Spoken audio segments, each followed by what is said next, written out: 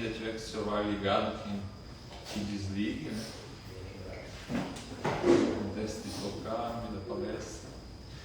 Peço a todos que acalmem seus corações, fechem vossos olhos e vamos fazer uma oração para iniciar essa palestra. Mente, produz em mim espírito da bondade, mostra-me o amor presente em mim, envolvido pela carne, descortina diante de meus olhos erráticos a minha verdade, seja eu difusor de bons pensamentos, seja eu vigilante com os meus pensamentos, e seja eu causador de amor por onde eu estiver. Que assim seja. Glória a Deus.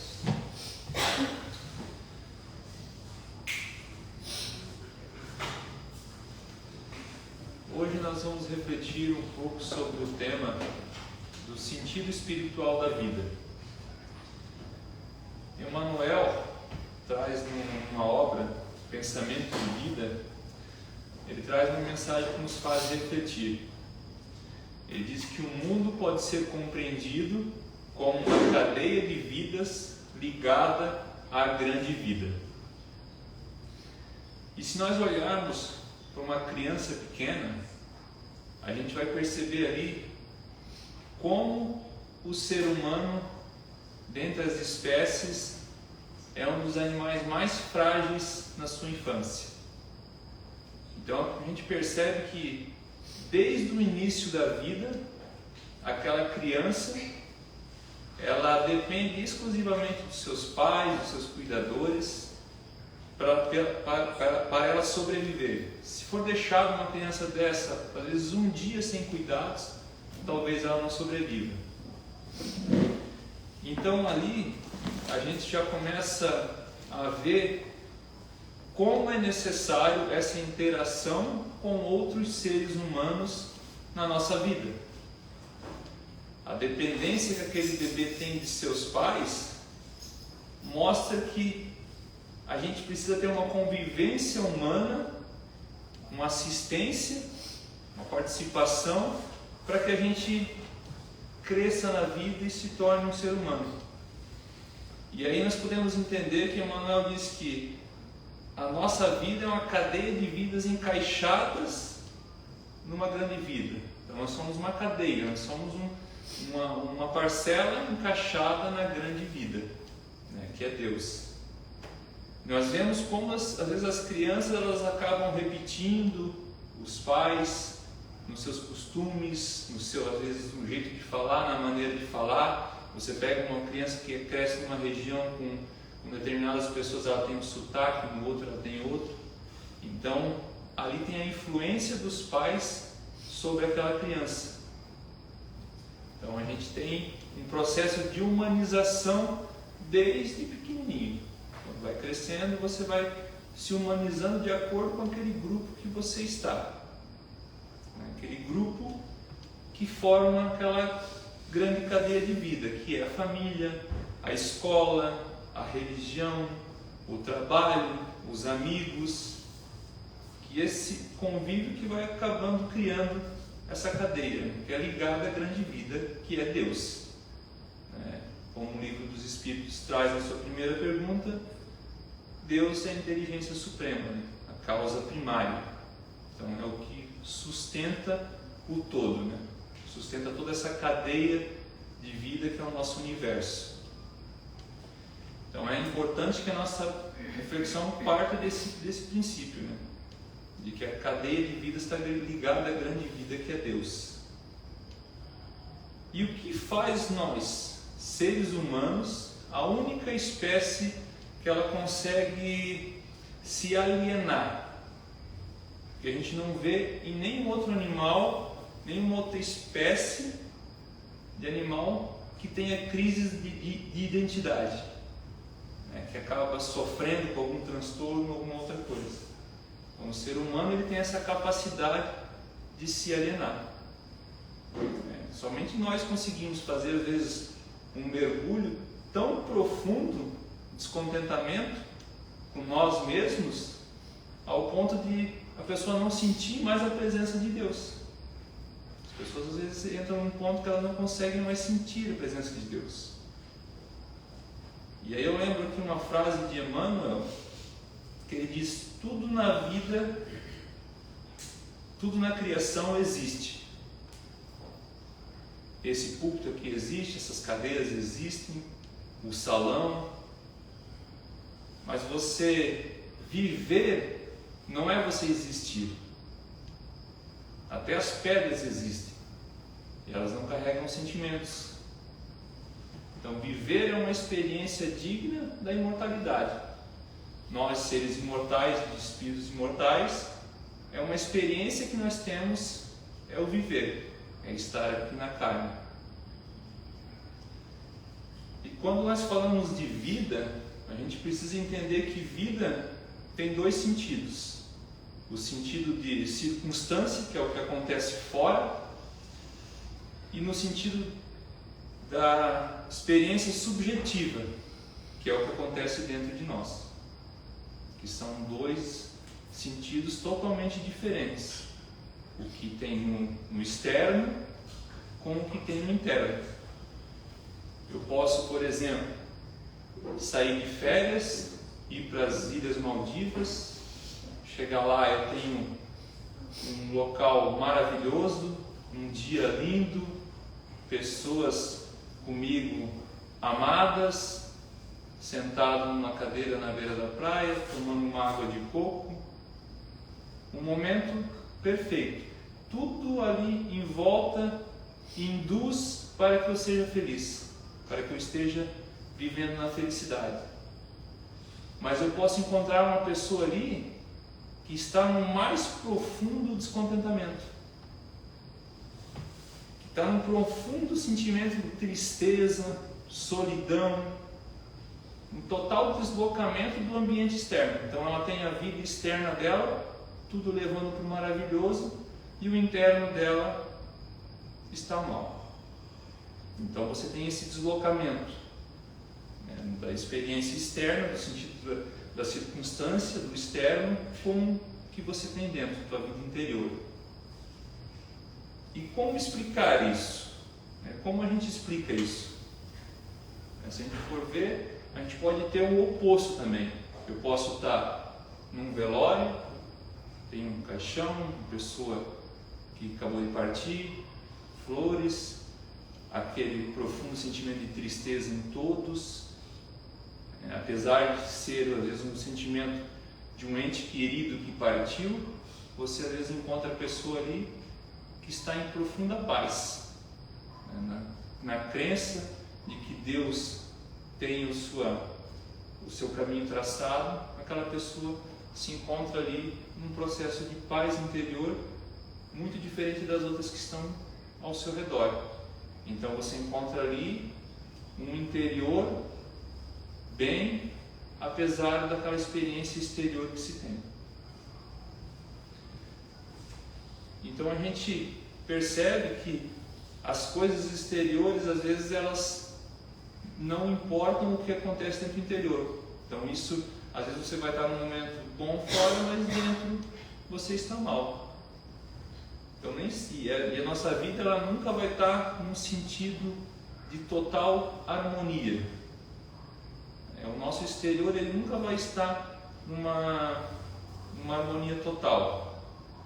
E o sentido da nossa vida é a gente tentar equilibrar isso, que a gente equilibre a nossa vida exterior com a nossa vida exterior. Porque a nossa vida exterior, ela nunca vai ficar boa, 100%. Se você não tem um problema financeiro, você tem um problema na família. Se você não tem um problema na família, você tem um problema de saúde. Se você não tem um problema de saúde, tem um problema amoroso. Se tudo isso está bem, às vezes você está com um problema interno. Então, raramente você vai encontrar pessoas que estejam na sua total harmonia, por fora e por dentro. Mesmo por fora é muito difícil você encontrar uma pessoa que esteja com harmonia no sentimento externo, das coisas externas.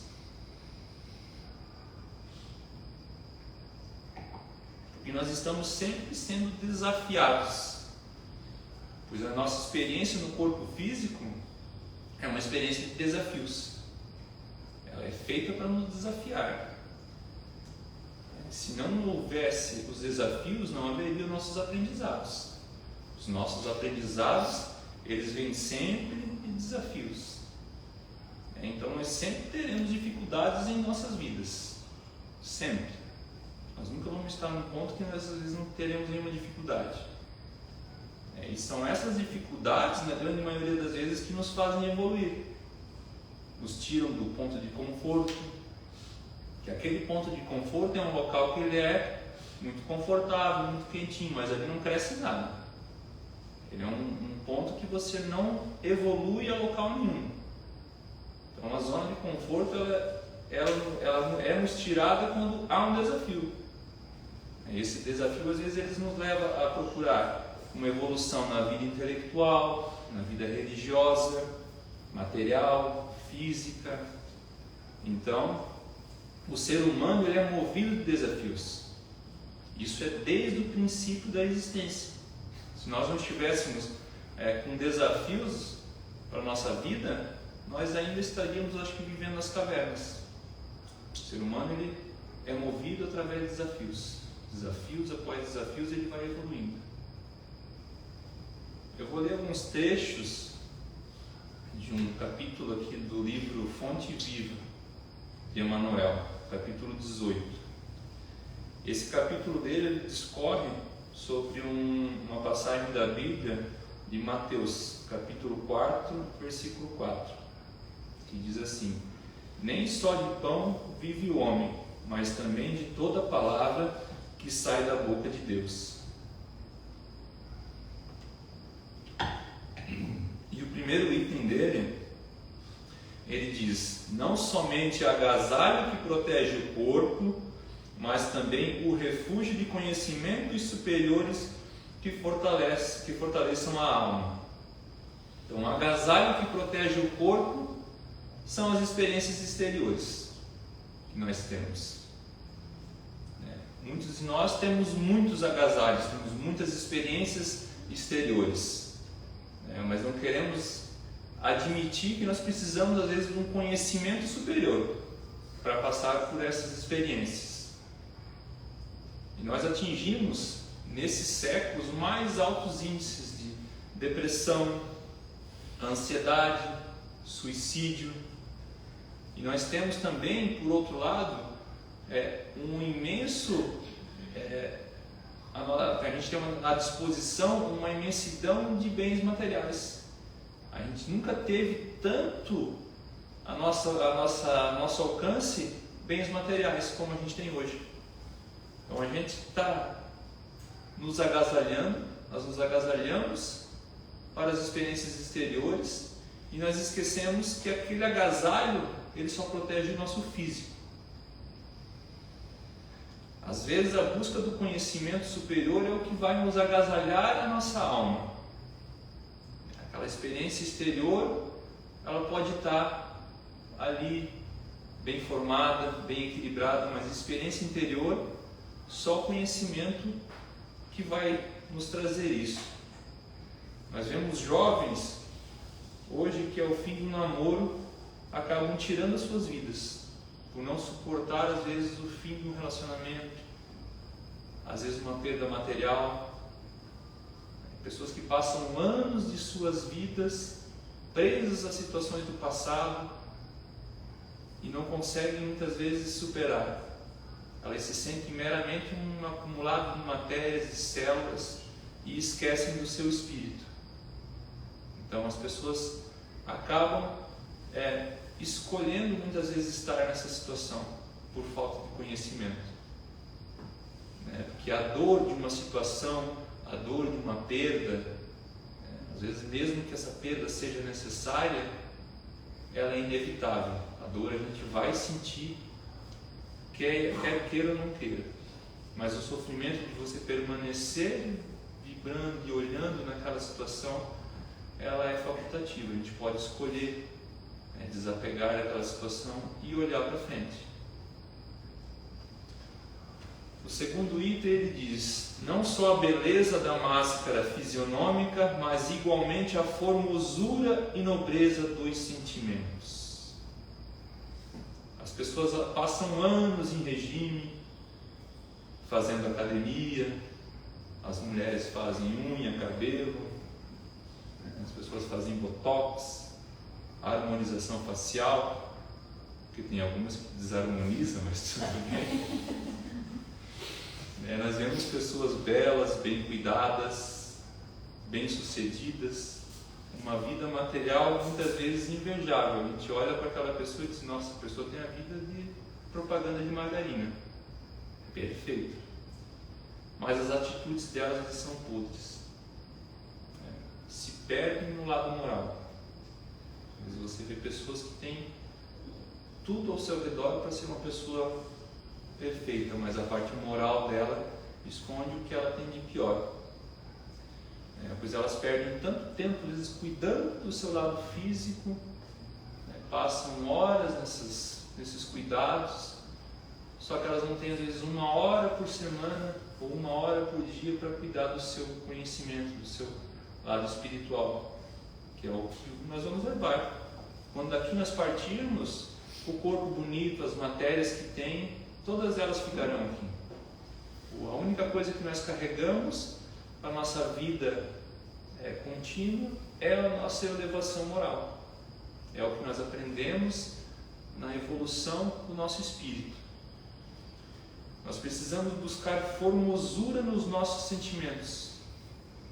Como nós temos a formosura nas maneiras, uma formosura na maneira dos nossos conhecimentos, com os nossos relacionamentos com as pessoas. Essa formosura, essa parte boa e bonita que a gente deve também buscar, não desleixar fisicamente, mas buscar também essa evolução equilibrada dos dois lados, o físico e o moral. Não apenas a eugenia que aprimora os músculos, mas também a educação que aperfeiçoa as maneiras. Eugenia é o que dá a força para o músculo crescer. O pessoal que vai na academia, que faz academia, então é o que fortalece os músculos. Nós não podemos ter um corpo esculpido, mas ter as nossas maneiras primitivas. A pessoa sair depois de uma academia e tratar um experimentista de posto que vai abastecer seu carro. Então, por isso que ele muitas vezes ele coloca não somente nas frases dele aqui, porque a gente tem que buscar o equilíbrio, não só o lado material.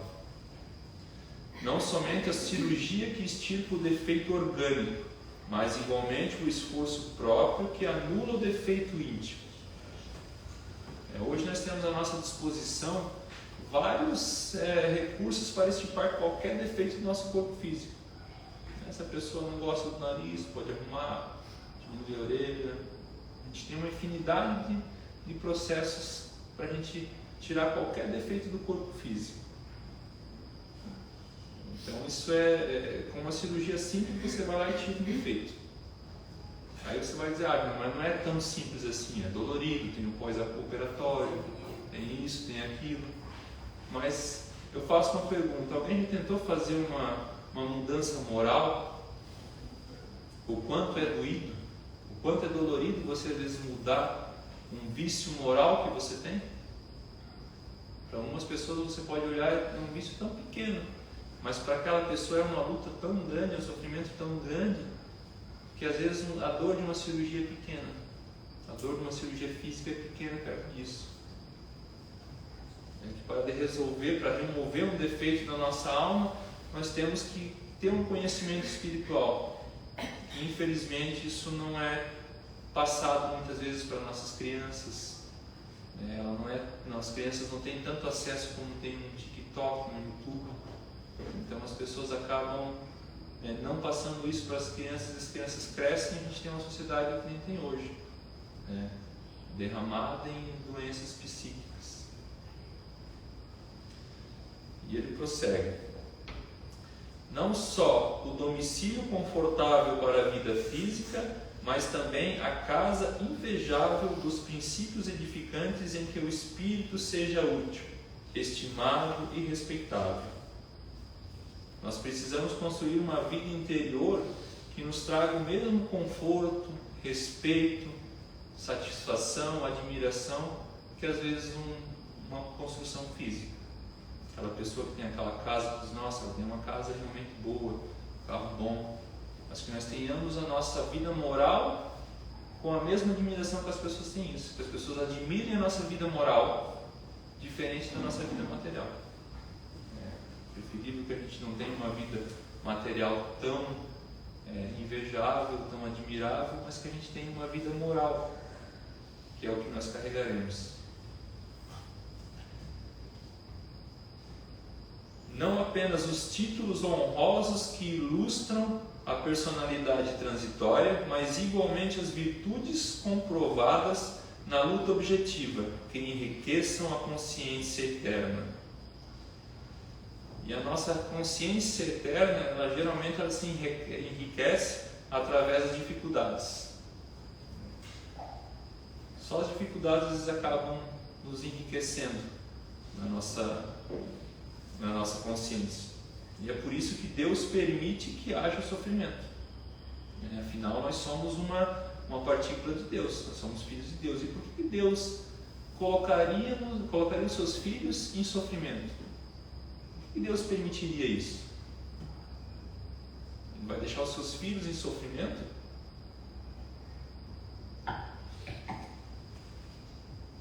Ele deixa nós nos sofrimentos para a nossa evolução. O ser humano, ele só domou um cavalo porque ele precisava ir mais longe sem esforço. Ele só inventou um carro porque ele precisava chegar no período mais curto. A gente até está vendo uma série que para rodar 200 e poucos quilômetros, o cavalo era 10 dias de viagem. Então o ser humano ele evolui através das dificuldades. Ele sente difícil fazer aquela coisa, então ele é obrigado a evoluir. A consciência dele tem que mudar para que ele pense diferente, para ele conseguir pensar numa maneira mais fácil de fazer as coisas. E assim são as pessoas. As pessoas, elas precisam passar por essa dor. Elas precisam ter essa dor às vezes para passar, para fixar no seu espírito essas atitudes, essas situações que as pessoas precisam melhorar. Então, às vezes, Deus permite para que haja essa melhora. E quem aqui conhece, às vezes, uma pessoa que já passou por muita dor e passou com resiliência, a gente percebe que ela se torna uma pessoa mais tranquila, aquela pessoa vivida, que você vê que às vezes o problema por fora pode estar gigantesco, mas ela está ali, calma, tranquila, porque ela já passou por aquilo. Ela sabe que situações iguais àquelas são difíceis, mas não vai ser o fim. Que não há forças na natureza, depois de um dia de tempestade, que consigam segurar o amanhecer com o sol no outro dia. E a gente escutando às vezes uma trovoada durante a noite, a gente percebe que parece que aquilo não vai ter fim. Mas no amanhecer a gente vê um sol bonito, um dia novo se formando, que a pessoa conseguiu passar por aquilo e não entrou no desespero daquela noite. Pessoas assim a gente percebe que mesmo tudo por fora conspirando para o pior, aquela pessoa ela ainda está serena, porque ela tem aquela confiança em Deus de que aquilo vai passar, aquilo não é eterno. E quer nós entendamos ou não entendamos a maneira com que Deus coloque isso na nossa vida, a gente percebe que às vezes as pessoas só mudam pela dor realmente. As pessoas às vezes têm infinidade de exemplos, infinidade de coisas que aparecem e não aprendem, aquilo não entra na consciência. E quando entram num período de dor, realmente é onde as pessoas procuram uma mudança. Porque essa experiência espiritual adquirida, às vezes, com esses enfrentamentos, é o que nos acaba nos fortalecendo. Mas nós vivemos hoje também uma sociedade, do que eles até dizem que é a sociedade do analgésico, onde as pessoas não querem mais sentir dor, elas têm medo de passar por situações de dores, elas blindam os seus entes queridos, para que aquelas pessoas não passem por sofrimento, não passem por período de dificuldades. A gente vê isso muito com pais, com filhos, né, que blindam muito, não querem deixar o filho passar por dificuldade nenhuma, e às vezes aquela pequena dificuldade que ele vai passar no começo é um fortalecimento para aquele espírito, para ele enfrentar uma dificuldade maior. E às vezes, quando nós tiramos ele daquela dificuldade pequena, lá na frente, quando ele não tem mais um auxílio, ele vai enfrentar uma dificuldade muito grande, e ele não vai ter aquela experiência adquirida para conseguir enfrentar aquilo. Então, aí nós temos pessoas que, quando se deparam na frente com situações dessa, que geram dor, sofrimento, elas entram em desespero e não enxergam outra saída na frente, pois não tem experiência para aquilo, eles não têm uma experiência adquirida para passar por aquela situação.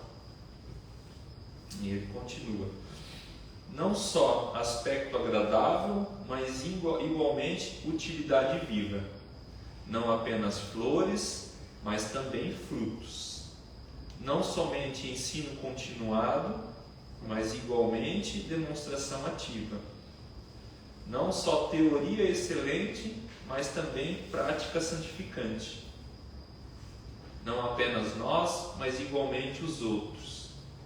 Disse o Mestre: nem só de pão vive o homem. Apliquemos o sublime conceito ao imenso campo do mundo.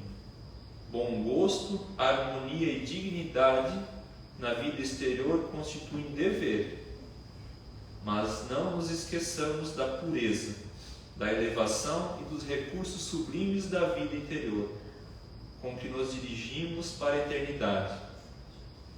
É preciso que nós equilibramos o que está fora com o que está dentro, para dirigirmos para a nossa eternidade, que é a nossa vida. Esse equilíbrio que acaba nos levando para a eternidade. Essa harmonia nas duas vidas traz uma paz interior, traz um sentido de vida. E a doutrina espírita, ela traz um conjunto de ferramentas capazes de acalentar, a alma e nos fazer entender a vida interior do ser humano. A doutrina espírita, ela traz isso. A doutrina espírita, ela traz um recurso que torna possível a nós enfrentar a tristeza, a angústia, a solidão, o abandono, a perda. E por que a doutrina espírita traz isso? A doutrina espírita, ela tira a dificuldade das nossas vidas? Ela não tira, ela nos tira o desespero. E é o desespero que a pessoa perde o sentido da vida. O fruto do desespero é perder o sentido da vida. Quando a pessoa entra em desespero, ela não vê saída nenhuma. Então a criatura, ela fica confrontada com o desespero e acaba se perdendo. Acaba perdendo o sentido da vida.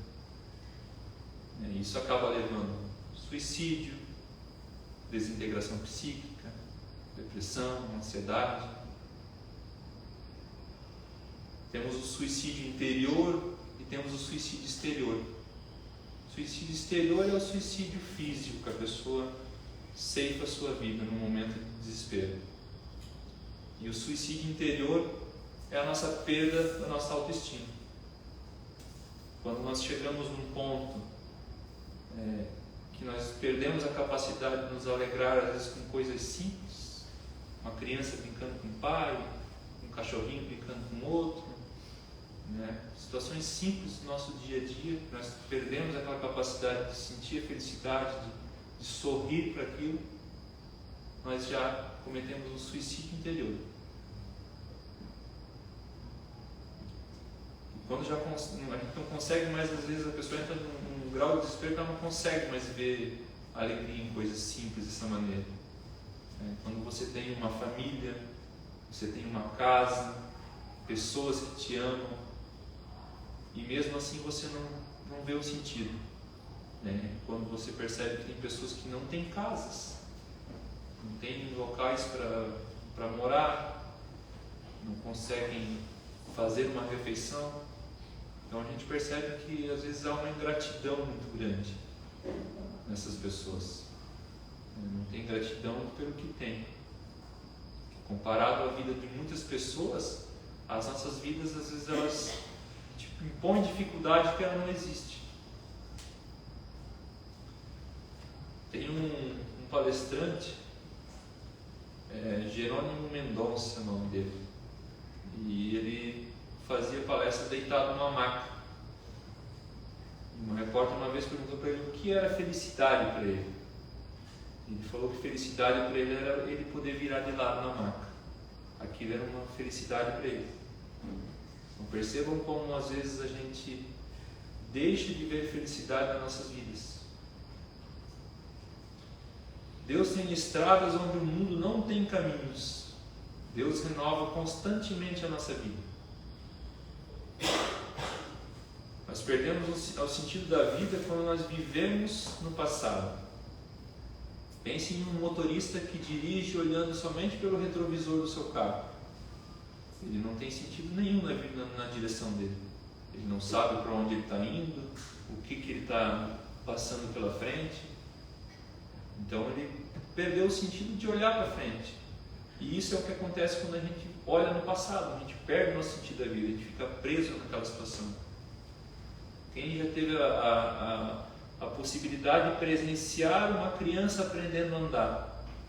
Aquela criancinha lá se levanta, ela anda um pouquinho, dá um passinho, cai, se levanta novamente, tenta de novo, às vezes cai, e ela fica naquele processo, na certeza de que aquela dor, às vezes, do tombo vai lhe causar, às vezes, uma dor momentânea, mas ele vai ter depois aquela vantagem de conseguir andar.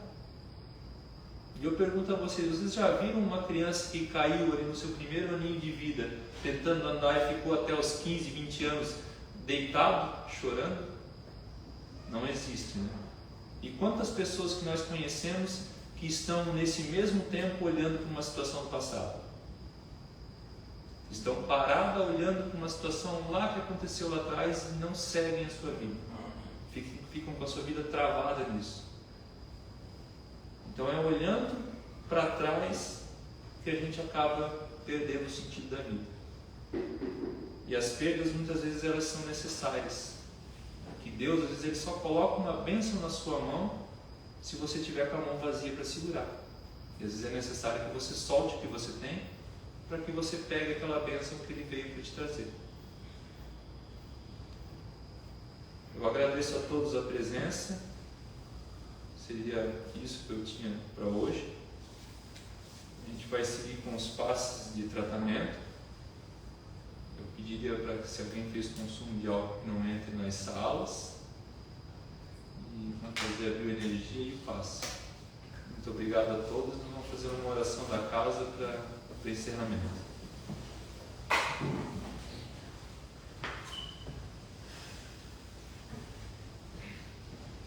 Ó Senhor amado, Criador de todos os mundos, do céu, da terra e do mar, abençoai o lar Casa Irmãos de Luz, abençoai todos os lares que à nossa volta estão, distribui sobre a terra suas bênçãos, suas glórias e a força de seus pensamentos. Salve o povo cigano, salve Iemanjá, a rainha do mar. Rosas brancas te oferecemos a paz do mundo, assim como a nossa paz, a paz da Casa Irmãos de Luz.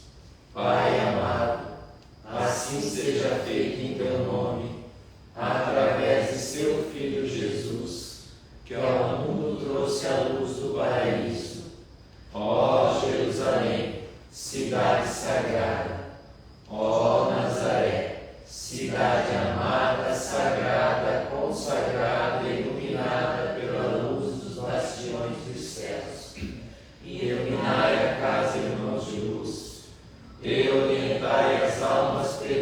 daqueles que ali estão a seguirem o caminho da retidão. Que assim seja. Glória